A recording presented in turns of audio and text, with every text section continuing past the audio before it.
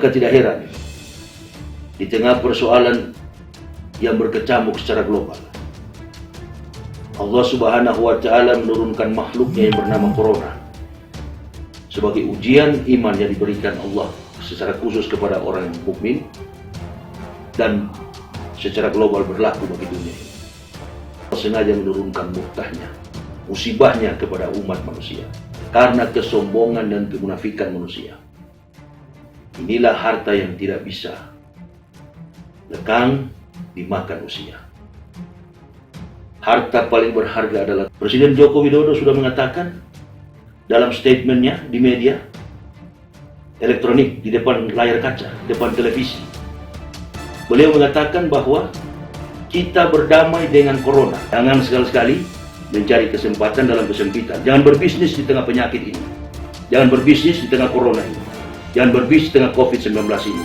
Jangan menakut-nakuti orang dengan penyakit. Ingat baik-baik, Allah Subhanahu wa Ta'ala Maha Kuat. Dia yang akan mengangkat penyakit ini. Jangan sampai pikiran kita mengalahkan keimanan kita, mengaburkan konsep tauhid kita.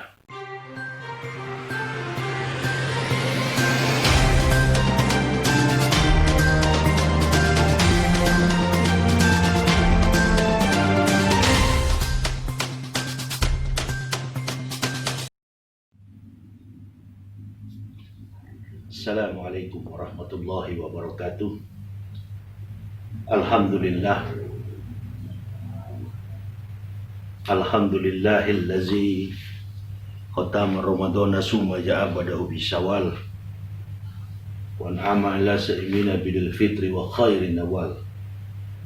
Ashhadu an la ilaha illallah muhawilul hawli wal ahwal wa ashhadu anna sayyidana Muhammadan abduhu wa rasuluhu allazi bayyana al-Qur'an bi'absail wal aqwal. Fatubali sa'imina aidina faizina bi khairil miwal. Amma ba'd. Faya ibadallah ittaqullah haqqa tuqatih wa la tamutunna illa wa antum muslimun. Wa qala Allah Ta'ala fil kitabil azizil karim. A'udzu billahi minasy syaithanir rajim. Bismillahirrahmanirrahim. Ma'asaba min musibatin illa bi'idnillah wa ma yu'min billahi yahdi qalbu wallahu bikulli syai'in alim. Ma'asyiral muslimin wal muslimat rahimakumullah dimanapun saudara-saudaraku berada. Puja dan puji syukur marilah kita panjatkan kehadirat Allah Subhanahu wa Ta'ala. Selawat dan taslim tak henti-hentinya kita aturkan keharibaan Nabiullah baginda Rasulullah Muhammad sallallahu alaihi wasallam. Pada kesempatan yang sangat berbahagia ini, setelah kita melalui sebulan lamanya menunaikan saum Ramadan, kita berpuasa di bulan Ramadan, di mana kita menghormati diturunkannya firman Allah Subhanahu wa Ta'ala. Kedaulatan jiwa kita, segala aspek pikiran kita, bahkan konsep keimanan yang telah diberikan oleh Allah Subhanahu wa Ta'ala di dalam setiap pribadi kita, sehingga kita digolongkan sebagai orang-orang yang beriman, kaum mukmin. Maka kita terpanggil untuk menghormati diturunkannya ayat-ayat suci Al-Quran. Syahrul Ramadan allazi unsila fi'il Qur'an hudal linasi wa bainati minal huda wal furqan. Allah Subhanahu wa Ta'ala berfirman begitu jelas terkait sifat daripada kewibawaan, kerahmatan daripada agama Islam. Diturunkannya ayat-ayat suci Al-Quranul Karim menunjukkan bahwa Islam itu merupakan rahmatan lil alamin. Agama yang bersifat rahmat bagi semesta alam, bahkan bersifat universal. Kitab suci Al-Quran diturunkan kepada seluruh umat manusia. Hudal linnasi wa bainati minal huda wal furqan. Sekaligus pembeda antara hak dan batil. Inilah kemudian kita terpanggil untuk menunaikan syahrul Ramadan puasa di bulan Ramadan. Nabi SAW, al-jannatu mustaqatun ila arba'ati nafarin. Talil Quran, wa hafidil lisanu, mut'imul ji'ani, wa su'imina fi syahri Ramadan. Ada 4 golongan manusia yang dirindukan oleh surga. Yang pertama adalah mereka suka membaca Al-Quran, talil Quran. Yang kedua, wahafidil lisan, orang yang menjaga lisan kata-katanya. Yang ketiga, mut'imul ji'ani, orang yang memberikan orang miskin makanan, yang menjamu orang yang kelaparan. Dan yang keempat, orang yang berpuasa di bulan Ramadan. Kita tidak berambisi untuk masuk surga. Terkait dengan hadis yang disampaikan oleh baginda Rasulullah Muhammad sallallahu alaihi wasallam, surga yang akan merindukan kita. Al-jannatu mustaqatun ila arba'ati nafarin. Sehingga sifat ambisi tidak ada pada kita. Karena surga yang merindukan kita. Dan Allah Subhanahu wa taala Maha tahu. Kalau kita seringkali hanya menduga, kita sekali hanya memprediksi, itulah kelemahan kita sebagai manusia. Maka tidak heran, di tengah persoalan yang berkecamuk secara global, Allah Subhanahu wa taala menurunkan makhluknya yang bernama Corona sebagai ujian iman yang diberikan Allah secara khusus kepada orang mukmin dan secara global berlaku bagi dunia ini. Allah sengaja menakut-nakuti, Allah sengaja menurunkan murkahnya, musibahnya kepada umat manusia karena kesombongan dan kemunafikan manusia. Dia menganggap bahwa dia mampu dengan kemampuan intelektualnya, dengan kekayaan hartanya berlimpah-limpah. Dia lupa untuk beriman kepada Allah Subhanahu wa taala. Padahal di dalam Al-Quran begitu jelas, orang yang beruntung itu bukan karena dia memiliki jabatan yang tinggi. Orang yang beruntung itu bukan karena dia dari bangsawan. Orang yang beruntung itu bukan karena dia memiliki jabatan, kekuasaan, bahkan keturunan yang baik. Orang yang beruntung itu dikatakan oleh Allah Subhanahu wa taala Rabbul Alamin, pencipta langit dan bumi. Qad aflahal man tazakka wa zakara isma rabbih fasalla bal tusiruna al-hayatad dunya wal akhiratu khairu wa abqa. Orang yang beruntung itu adalah orang yang diberikan iman kepadanya. Inilah harta yang tidak bisa lekang dimakan usia.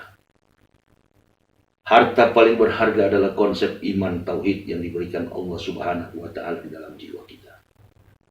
Inilah yang kita pupuk setiap saat.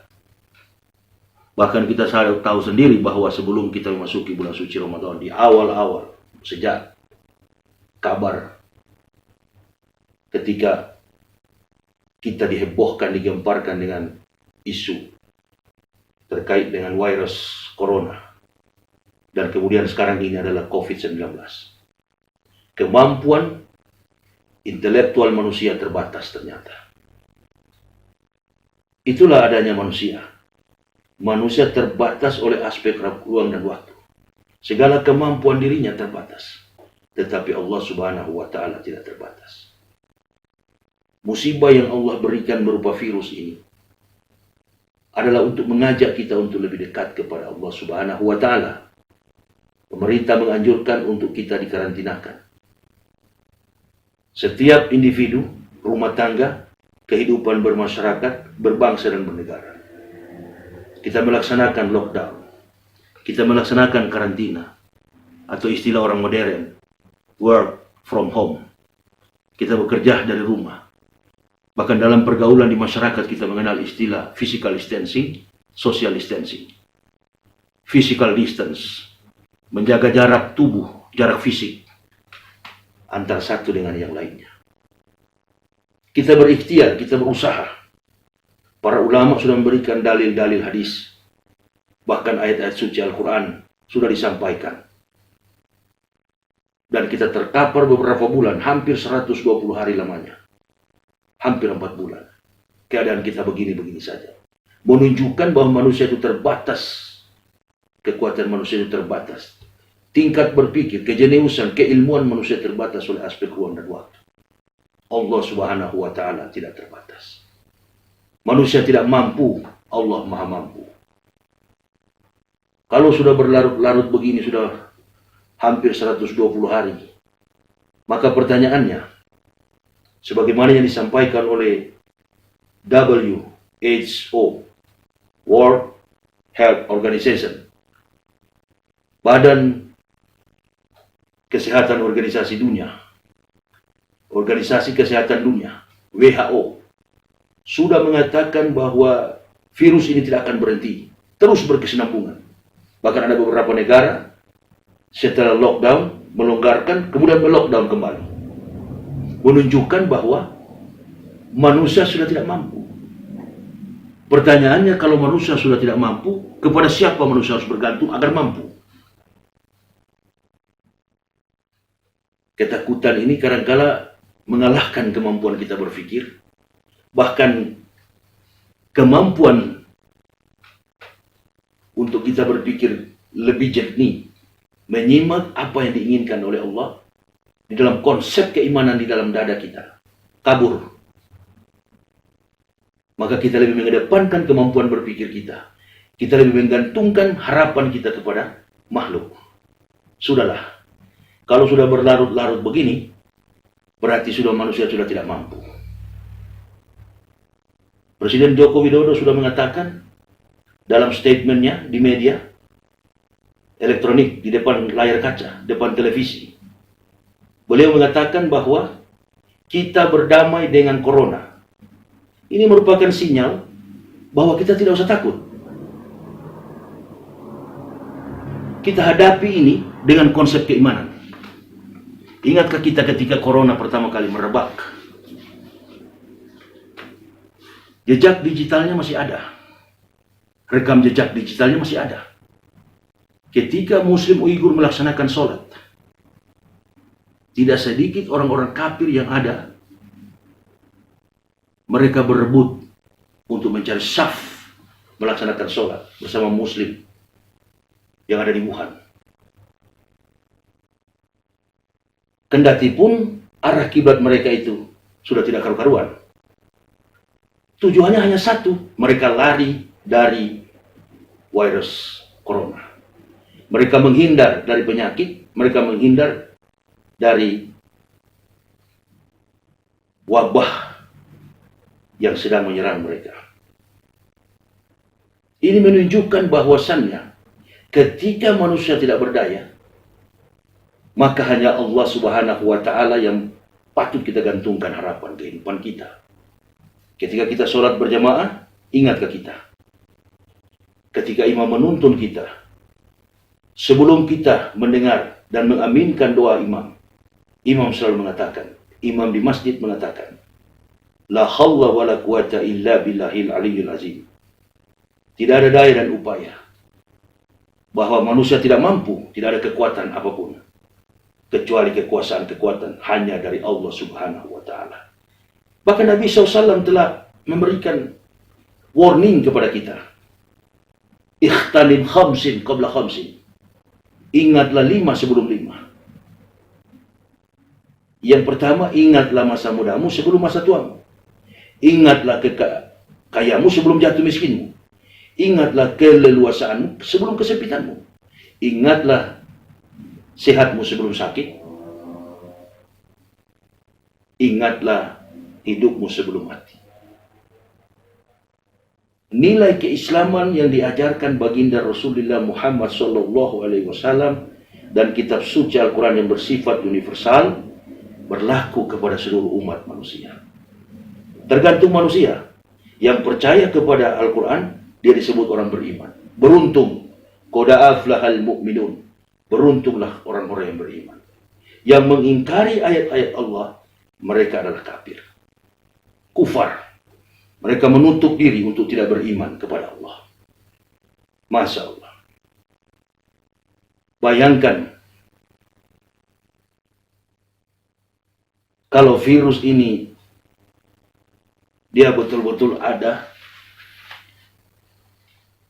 dan dampak daripada virus ini tidak berupa penyakit tetapi sekaligus membunuh. Tidak bisa saya bayangkan mungkin satu manusia pun tidak ada di jalan. Baik petugas keamanan, baik pegawai negeri, aparatur sipil negara, maupun pemerintah. Sedangkan tidak terlihat hanya berupa wujud dampaknya hanya berupa penyakit, sudah pada ketakutan. Nah, pelajaran penting yang perlu kita ambil, Allah Subhanahu wa taala, "Ma'asabah min musibatin illa biidnillah. Wa may yu'min billahi yahdi qalbu, wallahu bikulli syai'in alim." Tidak ada musibah menimpa kepada seseorang kecuali dengan izin Allah. Barang siapa yang beriman kepada Allah, maka Allah akan memberikan pengetahuan ke dalam hatinya. Sesungguhnya Allah Maha mengetahui segala sesuatu. Serahkan kepada Allah kalau kita sudah tidak mampu. Tidak usah kita berlagak tahu, tidak usah kita berlagak mendahului keimanan. Konsekuensi hidup itu adalah mati. Kalau sudah saatnya, ma'asaba min musibatin illa biidnillah. Kalau Allah menghendaki musibah kepada seseorang, maka tidak ada satupun manusia makhluk yang bisa membendung. Bahkan jangankan musibah, mati pun. Wa ma kana li nafsin an tamuta illa biidnillah kitabamu ajalah. Tidak ada yang bernyawa di dunia ini akan mengalami kematian. Illa biidnillah, kecuali dengan izin Allah, kitabamu ajalah, sebagaimana waktu yang telah ditetapkan. Wa may yurid sawabat dunya nu'tihi minha, wa may yurid sawabal akhirati nu'tihi minha. Barang siapa menghendaki pahala dunia, niscaya kata Allah kami berikan. Barang siapa menghendaki pahala akhirat, niscaya kami berikan. Di ujung daripada ayat itu, wajanasi syakirin, kami balaskan kepada orang-orang yang bersyukur. Masya Allah. Betapa tenang jiwa ini ketika kita memahami kandungan isi daripada Al-Quran. Betapa tenang jiwa ini tidak akan takut kena penyakit dan bahkan kematian, karena kita tahu bahwa penyakit, musibah, bahkan kematian sudah ditentukan oleh Allah Subhanahu wa ta'ala. Tapi sifat takabur, sifat sombong, congkak, berjalan di muka bumi dengan kesombongan, ini yang kadangkala membuat kita menjadi penakut, menjadi pengecut. Di satu sisi juga, kemunafikan manusia tidak pernah berhenti. Di tengah kesulitan manusia, di tengah kesulitan masyarakat, ada juga orang-orang yang memperuncing suasana seolah-olah memecah belah.